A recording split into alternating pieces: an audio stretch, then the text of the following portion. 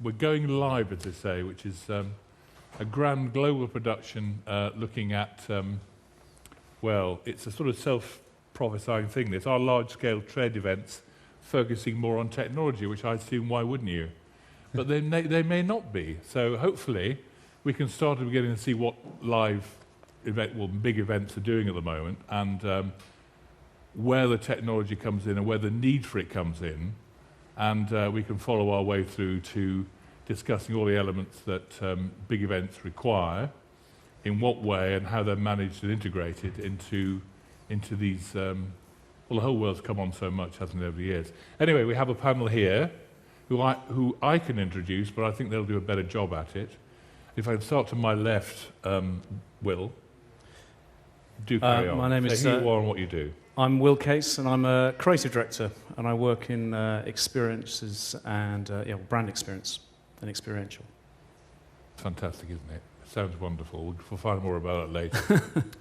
I'm Matthew Eve, and I'm the head of corporate events for creative technology. I'm Tom Harper, work for Unusual Rigging, head of sustainability. And I'm Loz Wilcox from TSL Lighting. You certainly are. And we've got a fantastic combination of all the technology you'll ever need to do anything you ever want to do, which is fantastic. So we'll try and be sensible and start off. Trade events, what do they require to make a success of them? Do they always require technology? I mean, how do you run through that process, Matthew, to bring you to that first step? And that's right, you know, I need to evaluate what sort of technology that will make this big event better. Well, I guess it comes down to the end client at the end of the day. If they're a technology company, of course they're going to be looking to technology to promote their products and their services. And when they're not a technology company, it's about communicating their brand and their messaging. So very often, and in most cases, you know, even at a basic level, they'll have a TV and some speakers, but we get onto much larger scale exhibits and productions where we pull together a very creative technological approach to get across brand messages.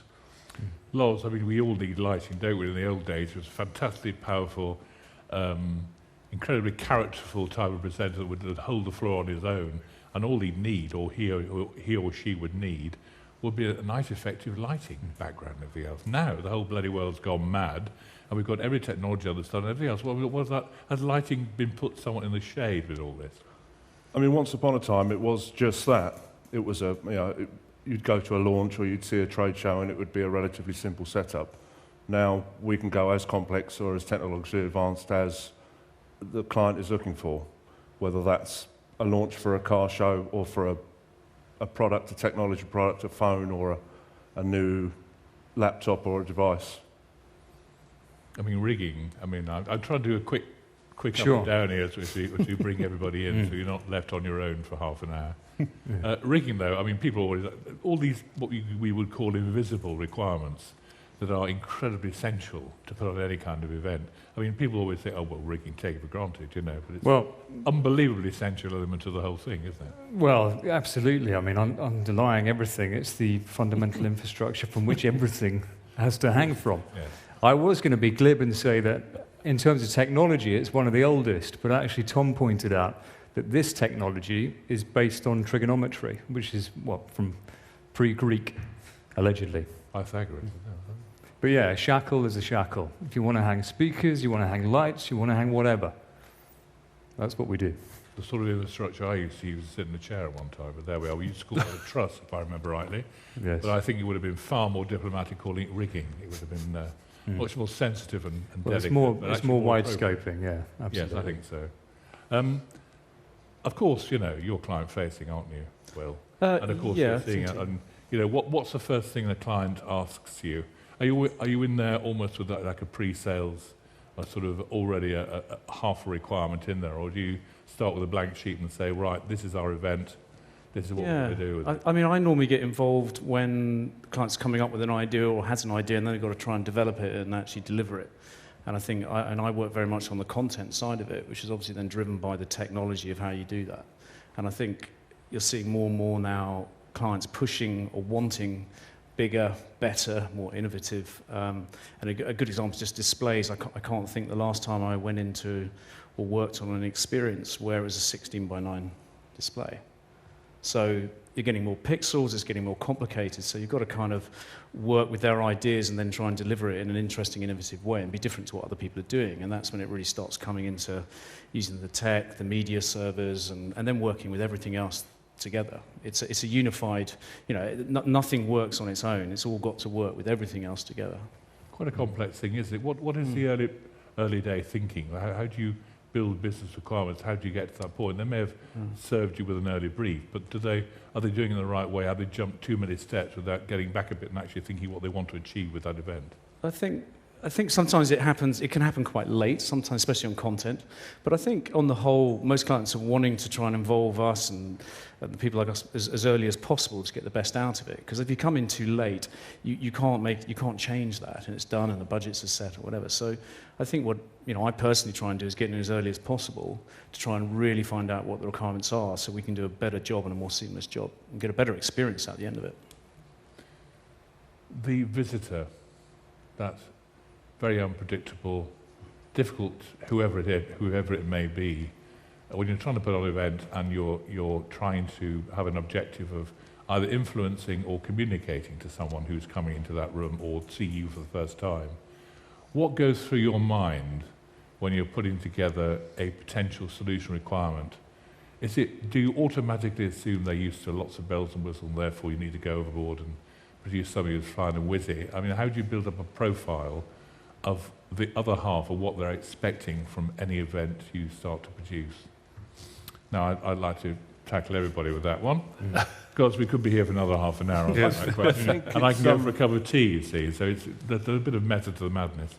I think it's been really interesting in the trend over the last couple of years in seeing less direct communication and more about the experience as a whole. It's really interesting to see, particularly as the people coming to market with products who aren't necessarily a traditional manufacturer want their customers to experience that product rather than for them to do a launch where it is just a case of, this is what we're about to sell you.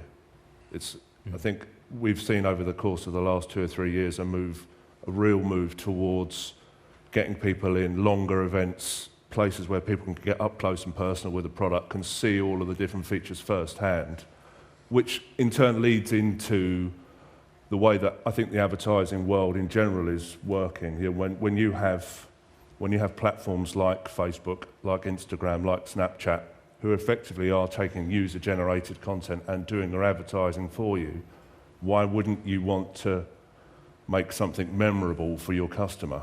Because if you give them a memorable experience, then the first thing they do is share it with their friends. What once upon a time used to be called word-of-mouth advertising is now free advertising for the world of technology. You've got to think also, these experiences where people meet brands. So you've got digital brands now that don't have a physical presence. So now you're having to create experiences where people are actually meeting that brand for the first time. You're seeing, a good example is someone like Google, who are having to now spend a lot of time and effort to get people to actually come and experience them because they're a digital platform. They don't. So what color is Google when you meet them? How do they feel? How do they sound? How do they, that whole thing? And that's really what's becoming really interesting, because they've got to build personality in a physical space. And there's also the idea as well that a lot of us, myself, I think of in this instance, could be considered as tech immigrants, whereas a lot of the younger generation, they're tech natives. They just assume this. So, for example, we did a small job late last year called Head Above Water, which was a Stuart Padwick piece of art on the South Bank. And it was facilitated in such a way that people on Twitter, on social media, were able to interact with the art piece. So they could actually change the colour of the head, depending on their mood, that they could choose. So certainly we can see that beginning to develop, that idea that the consumer or the customer really wants to be able to engage with the experience directly and have an impact on the experience. I think it's really interesting at the moment because we're in a technological age and it's just accelerating at the moment, and there's so much of it about, our expectation of it is so much higher. But the interesting thing is that the more technology we have, the more we have to focus on people. So it's only really there to facilitate or be facilitated by people. So you have the experiential side where people are going in and they're having more of an experience rather than just seeing technology for technology's sake.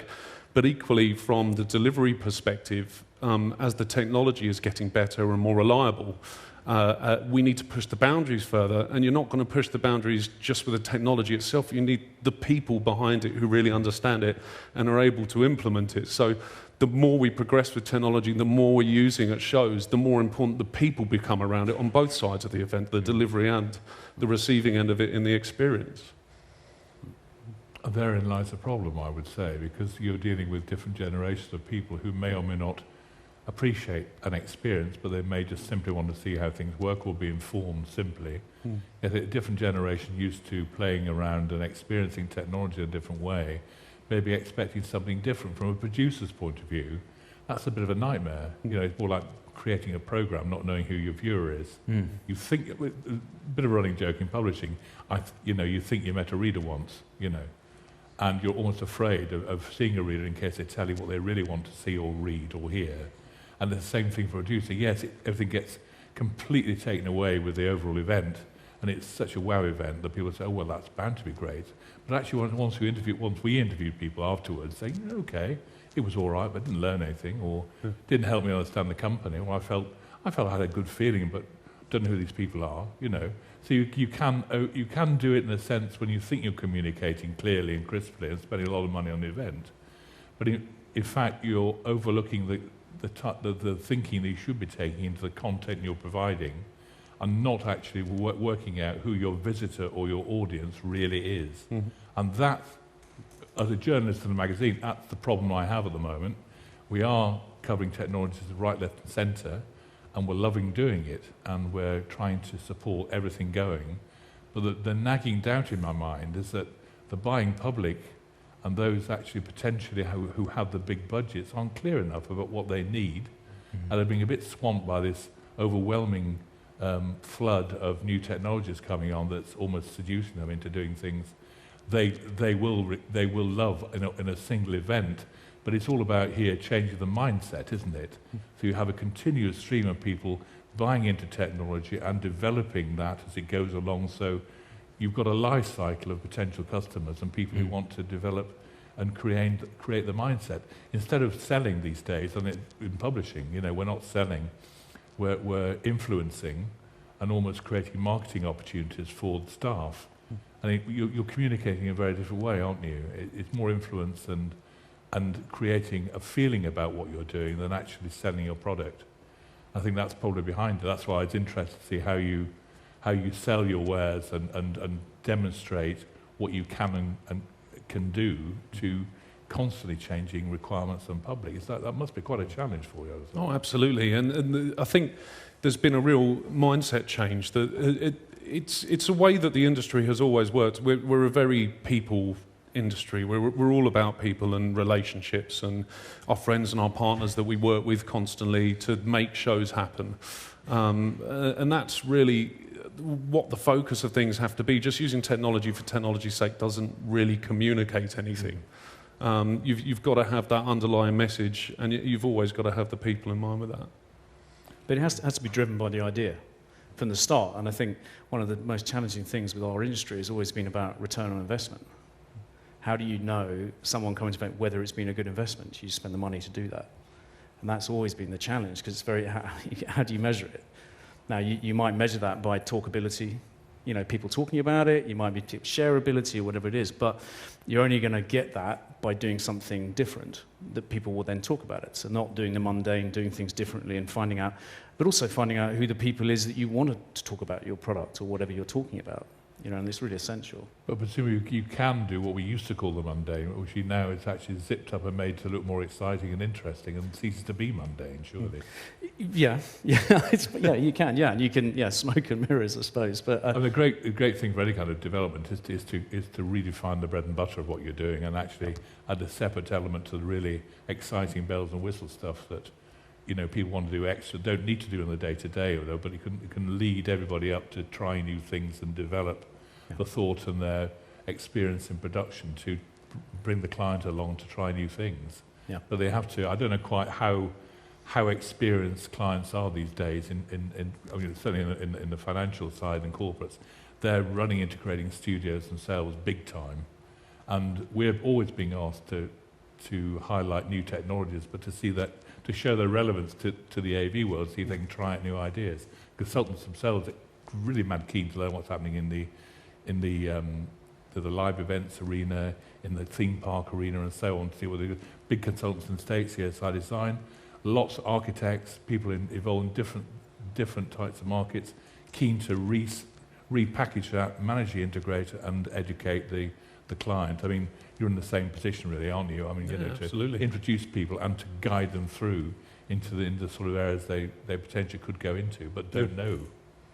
And it's very often that guidance can come from outside the market they used to work in, as you say, and we work across sport, rock and roll touring, theatre, TV broadcast, and corporate and exhibition. So there are different skill sets and different uses of technology that you might not have thought of for the market that you're in, but someone has used it in a particular fashion that suddenly changes the way that you approach a job when you go into it, and that's a really powerful thing.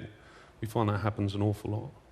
The problem we had in the past is just looking at video, and we were very remiss at covering audio and lighting and rigging and all the accessories that we call rather condescendingly accessories. In fact, they're hugely essential parts of what we do, really.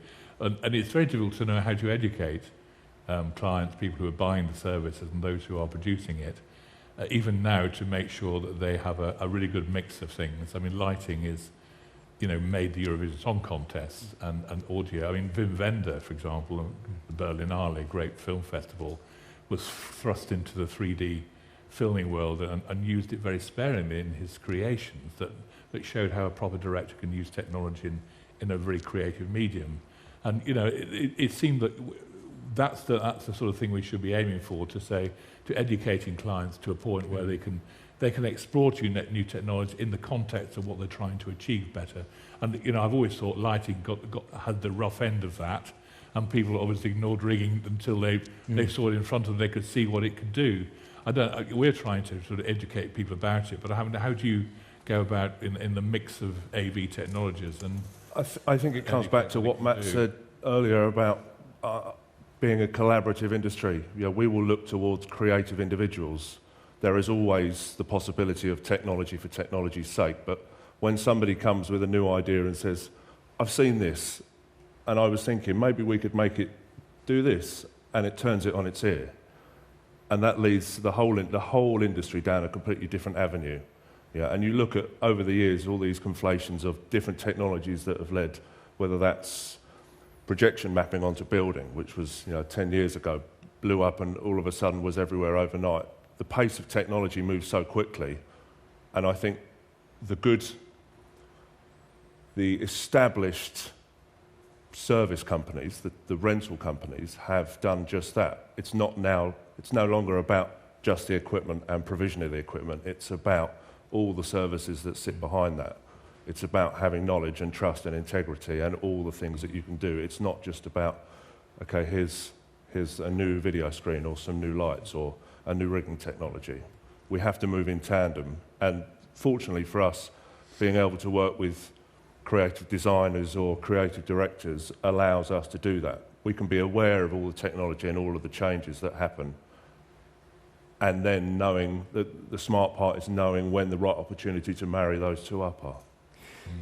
It's interesting because from a rigging point of view, you also have to be aware of the constraints that you're naturally are inherent that you're working with. So you might have a client that has an idea, they've seen something, and they think, oh, I really like that, I'd like to try and create that again. And we find more often than not that we're actually having to try and explain and influence the expectation of the client a little bit back towards reality. So, for example, at the minute, within the theatre industry, we've got a real obesity issue. Each show is getting bigger and bigger and heavier and heavier. And in some instances, you're dealing with theatres that were built in the late 1800s. Yeah. So we're having to refurb and reconfigure this. So we are adapting and we are changing the technology, effectively, even if it's simple rigging technology. You're having to change it in order to meet the expectations, but whilst also influencing the expectations of the end customer. And for us, 99% of the time, it's all around safety. So you might be able to veer off in an exciting direction, but you have to be constrained by the safety requirements. I was going to go on to that point actually. What do you do actually when you are constrained by a lot of, incredibly atmospheric but older buildings that have all kinds of restrictions placed on them? You wanted, we had the same problem with AV Awards in the old hotels, Metropole and the Grosvenor, who are great hotels, fantastic for a party. Once you start introducing technology to there, it's relatively inflexible, damned expensive to do whatever you need to do basically well, but also clearly limited on what it can do, especially in the realm of audio and lighting, woefully inadequate. So how do you do that when you're forced to actually use a venue you probably aren't terribly keen on, but they're mad, they really want to do it?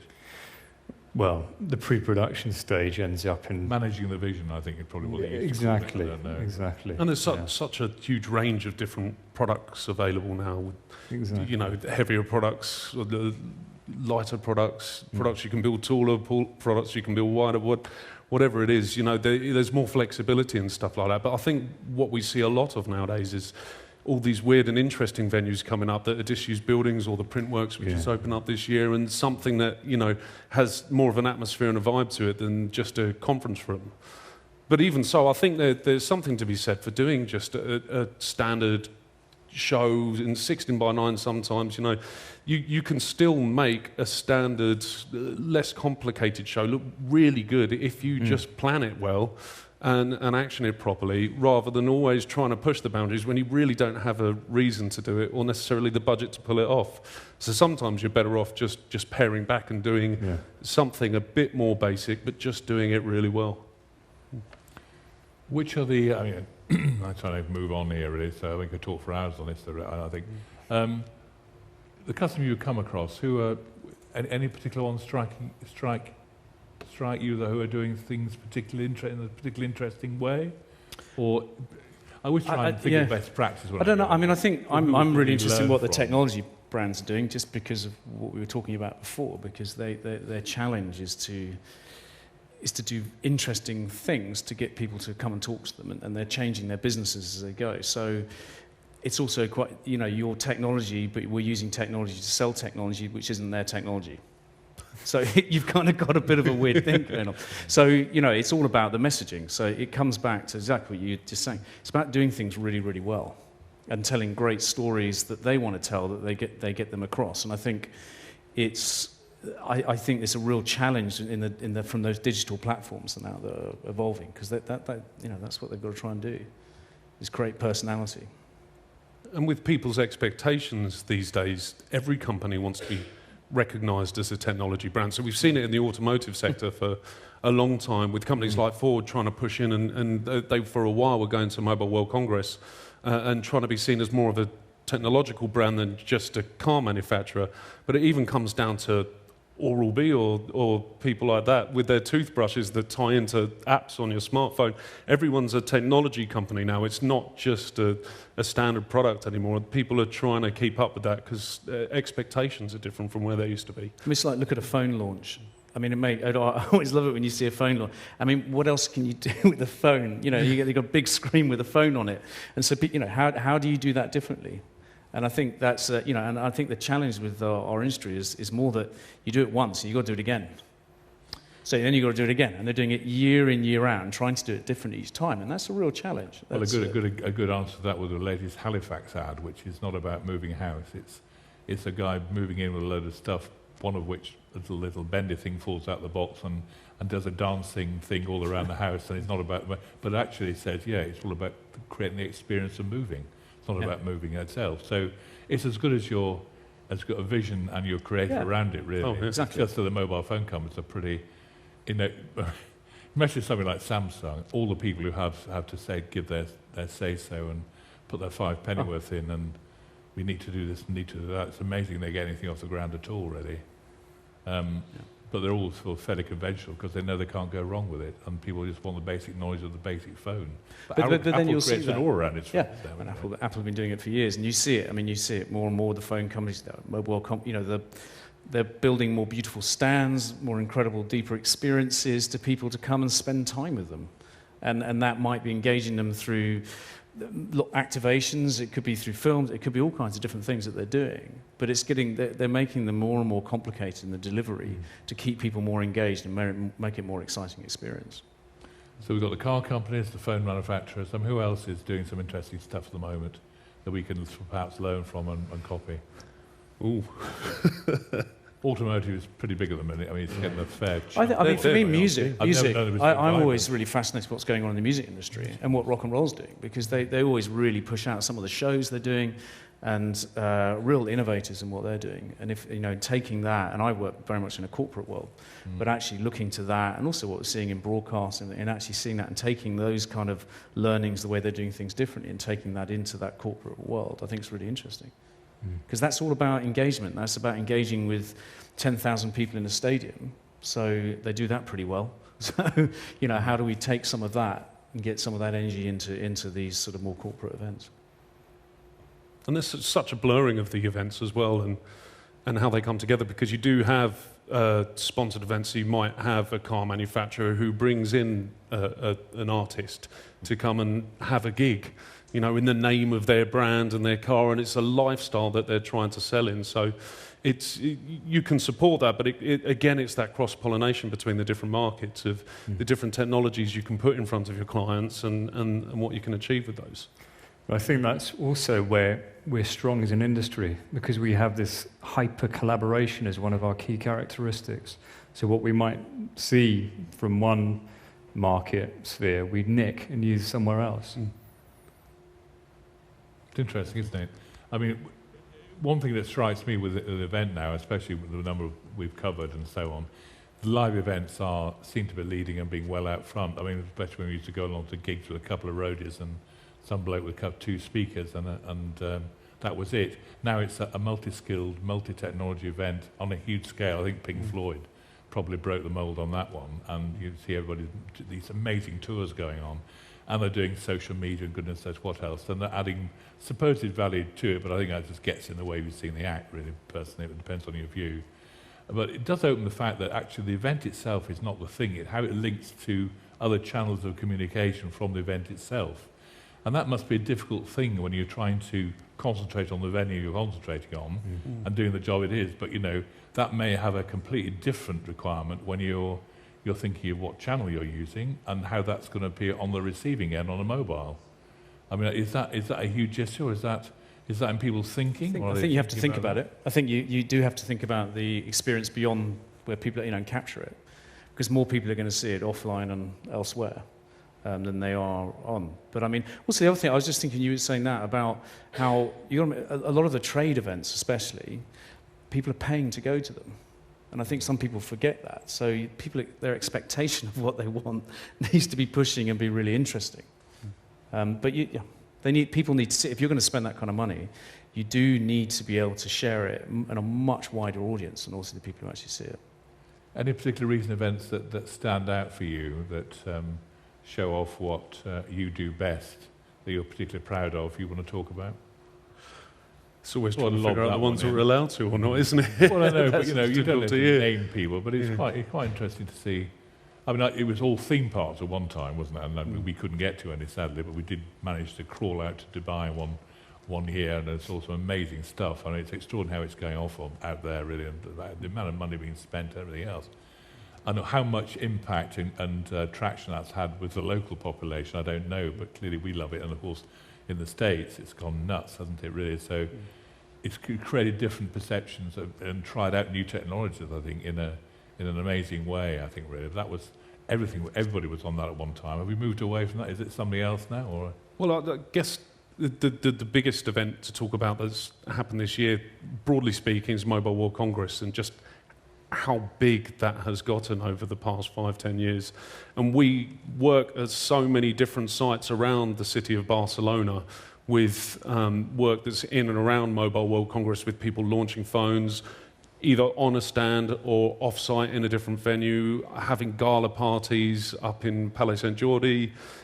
We do so many different exhibition stands of varying sizes, of really pushing boundaries to just supplying what's necessary as AV on a stand. So it's a huge show, and we work across so many different disciplines there, even with running all the comms around the city for the GSMA and doing lots of different elements. So it really is a showcase for what we can do as a company in CT, and every supplier in the industry is there in some way, shape or form, because it's such a big show. So it really does give you a cross-section of all the different types of events that you can get involved with. And just about everybody from the warehouse goes there to rig it all because it's so busy. Yes, imagine. It's really grown. I mean, it was grown a lot in my day. Certainly used to be basically telecoms techies who used to attend it. Now it's just gone so consumer and massive worldwide that it affects virtually everybody, and everybody covers it. All the media cover it in such a big way. It's extraordinary. And of course, the AV, the IEC is going over there in a couple of years' time, and hopefully that may rejuvenate the industry. So the Catalans can't wait until they can get the sticky fingers on all the new business coming their way. It's really given them a major boost. Enormous boost actually to potentially the economy locally, and the AV industry can really probably spread its wings a bit and actually try new things, and so that could even be even bigger. I'm guessing. I would have thought. Yeah, it'll be really interesting going there, and the impact that will have upon MWC directly afterwards as well. Well, there you go. Yes. It's a massive venue. I've been to a couple of these big engineering shows, and the big venue makes a huge difference. Oh, yeah. The navigation in Amsterdam is lovely, but it's a bit restricted and everything else.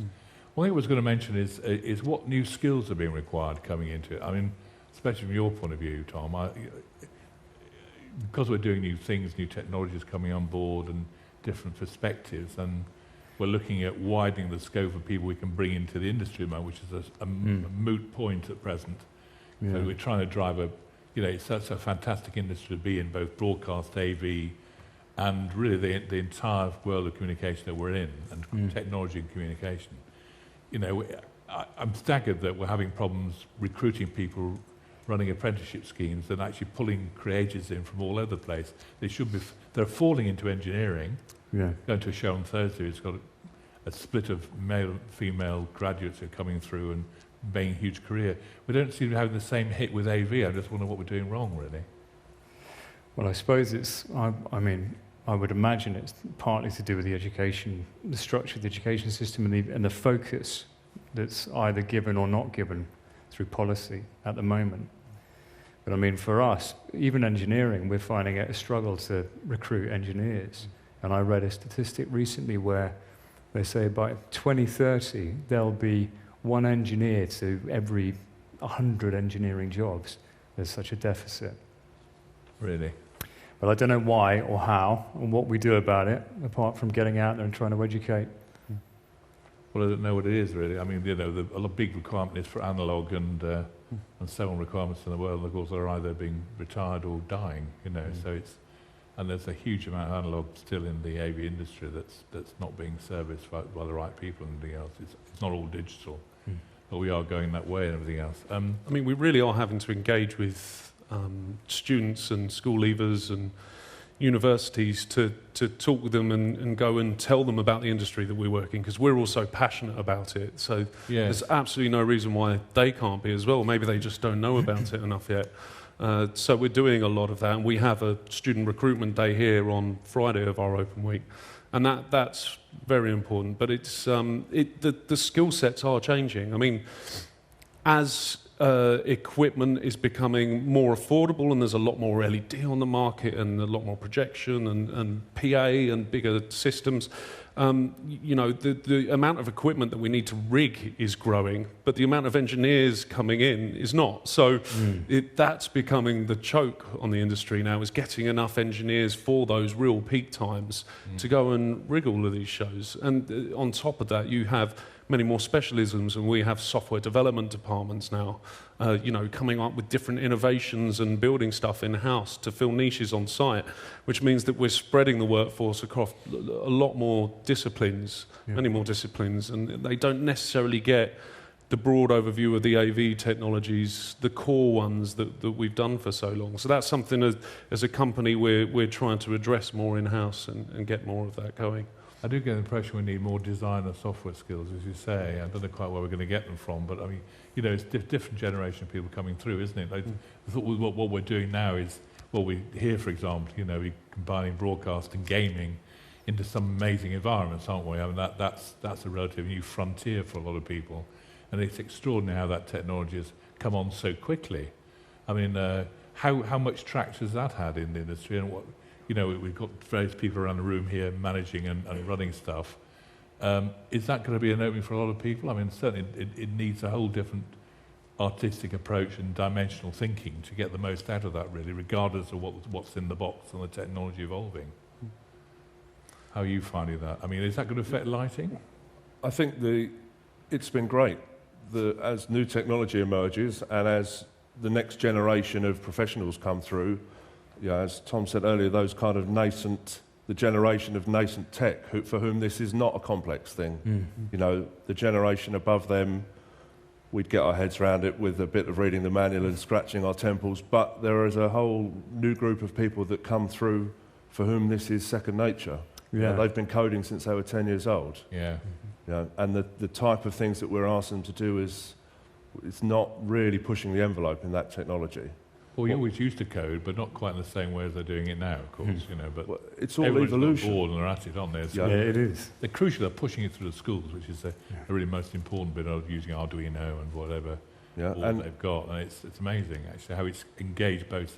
You know, Mr. Charnley, who smelt of iron filings in my day, is not quite the same sort of role model that they're looking at now. They're looking at games and everything else, which is an incredibly inspiring and exciting medium to work in. That's really pushing them along big time, very quickly, and they're already halfway there, aren't they? It's almost like film in the computer, and they're really going for it. I mean, it's really taking the imagination big time, I think. Yeah. Well, there's a young lad who spent something like 10 years of his life from the age of 8 to 18 in his bedroom coding and building virtual reality rooms online. And now he's running his own VR company. Really? What's his name? Ryan Metcalf, if you've heard of him. Gosh. But what's really interesting about that, because we had him actually up at Unusual, up at the Yard, and what's interesting about it, again talking about the constraints, is that he was able to show us a repository, a library of different theatre venues that he'd done a 3D scan of. But when it came to us being able to explore elements of the grid, of course, you know, you can't cancel out the human factor that actually, since you've done that 3D scan, there's been 10 riggers up there, everything's moved about. Yeah. You know, so until we have the Internet of Things where everything is connected, like that funny little Batman thing that you can scan around here, then, you know, it immediately updates into the cloud, then, wow, that would be extraordinary. Yes. Well, Formula One had a seemingly unconnected discipline. Everybody designed things virtually, and the bloody thing wouldn't work on the track. Williams had that problem a couple of seasons ago. I mean, it's so easily done, and there is this element of communication that puts people a little bit too far away from what they're actually trying to do on the ground, aren't they? And that engineering, unfortunately, has a tendency to do that. The older mechanical engineers are very much hands dirty, get on with it, and the modern electronic engineers are very much in their own world and dealing with more theoretical concepts. And Yes. what my father called the arty-farty element of engineering, which Yeah. he Well, used I mean, down pretty hard, I have to I say. completely empathise with that. I would say that from a rigging and engineering point of view, unusual. For us, the constraints are there. It's the laws of physics that we're playing with, mechanical engineering. But these guys, it's like quantum physics. You know, the world is just, you can't even imagine it, how it's going to be 5 years from now, the Yeah. speed at which it's changing. I always say to my children, I have a quantum lifestyle. They take the piss out of me and say, oh, really, it's not that exciting, Dad. You know, but usually I'm seeing all this, and I go home full of all this. I think, God, never guess what I saw today. You know, they don't quite engage with it unless you actually physically see it. But, you know, my generation of people, I don't think of myself as old, but I obviously am, has seen all this innovation come through. It's like a natural evolution coming through, and it's still going on, isn't it? It's extraordinary.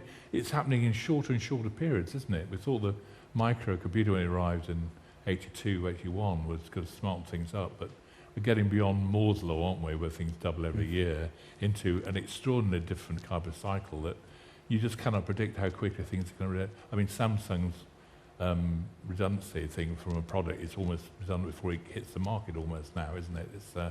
It's an extraordinary thing, and research and development is so quick, it's difficult to know how to plan for it. Any particular technology that stand out for you that you've come across you want to talk about? I think funny enough, you're just talking about the VR. I mean, I think, if you look at... Sorry. It's all right. No, is, I'm jumping the gun. Is that, VR, we've been looking at VR for years. I've seen it come and go and trying to work out a good use for it. And it's interesting. Well, yeah, and it works for some things, and sometimes it's better to give you a bit of a PR spike to say, hey, we used it, than actually finding it. But actually where it's really coming is pre-visualization.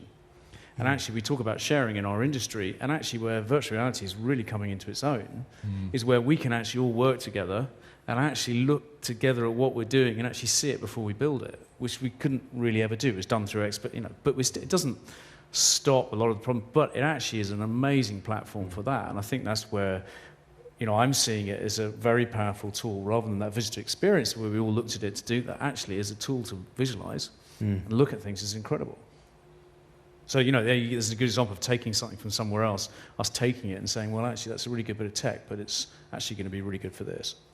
It's very good in a very specific use, I think, in medicine and in therapy and therapeutic and in handicapped applications as well. People who can't quite see everything, they can have it delivered to them much more easily and in a way that's much more palatable, digestible, if you want to call it that, the right word I'm looking for. They'll settle down their own sort of applications. Augmented is there, by the way. I think you're using it, weren't you? You were talking about using augmented reality in developing your stuff, weren't you?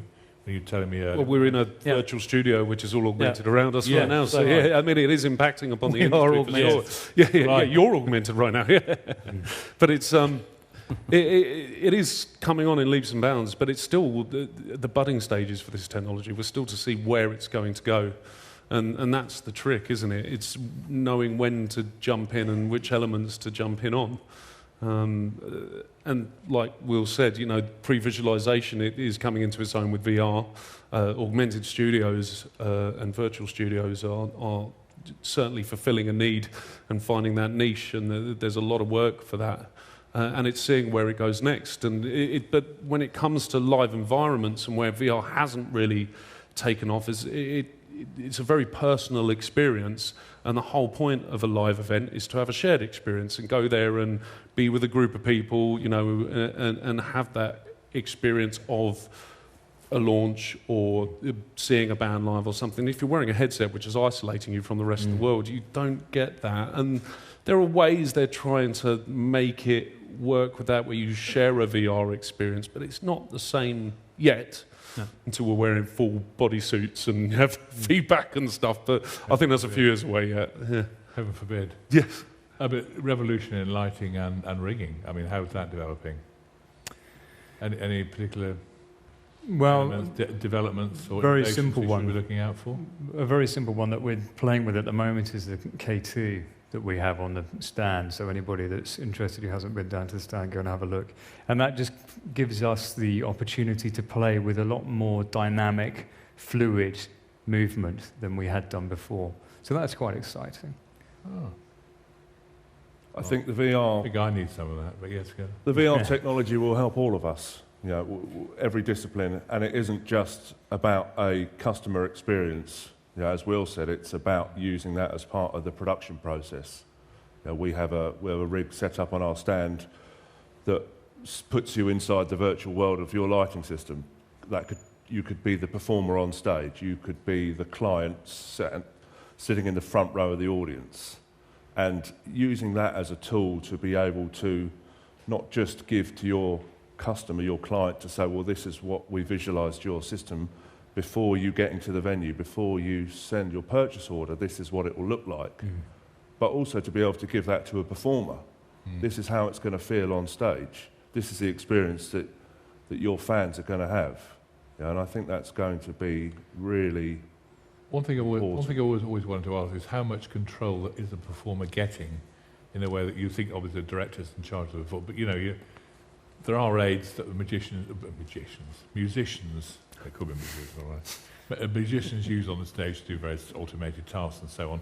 But actually, how tempting is it for an artist, a creative, to start changing what they're doing on stage according to what they feel they want to do instantly? Oh, don't give them that option. I know. I was thinking before I said it what I was saying here, but you know, it's potentially, it makes the thing much more fluid, doesn't it? But I think technology has changed everything there. You know, it's a very simple, mundane request for the artist to be able to come off stage and have a professionally recorded video and audio feed of the show that they've just performed.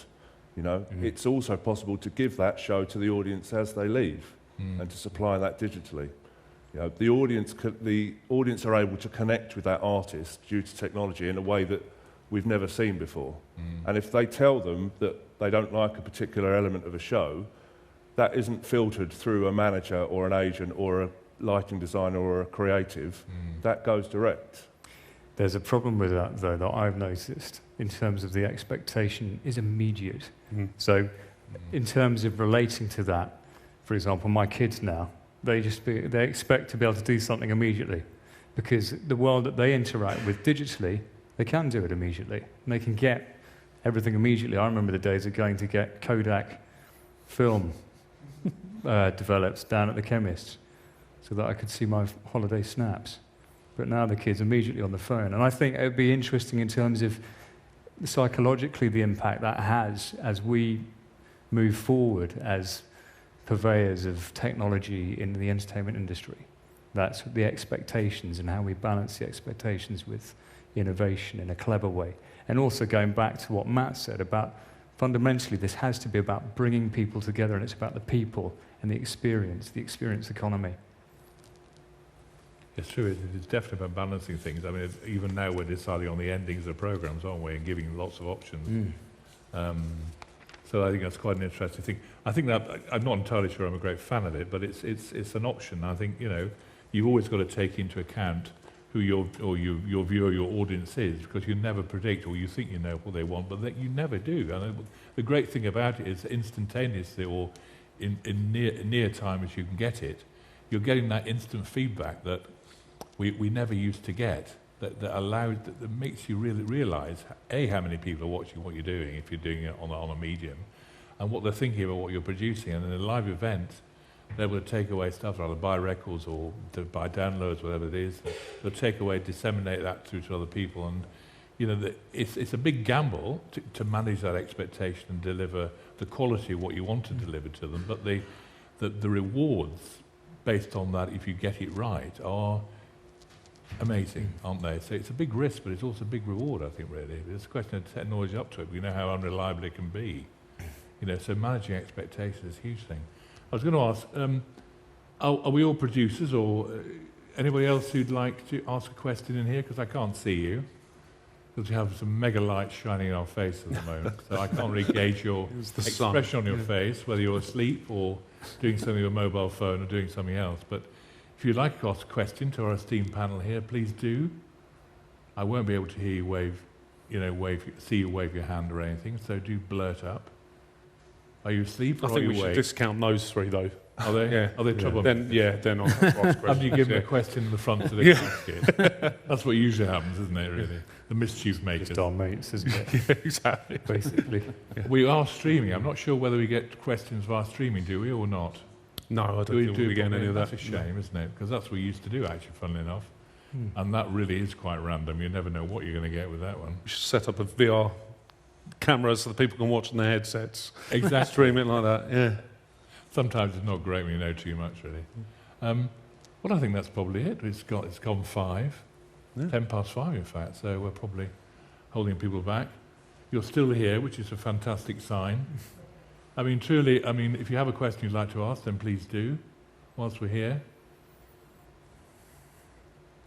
I don't hear anything. So thanks very much for everybody. Thanks for joining, where the camera is or whether we're streaming to.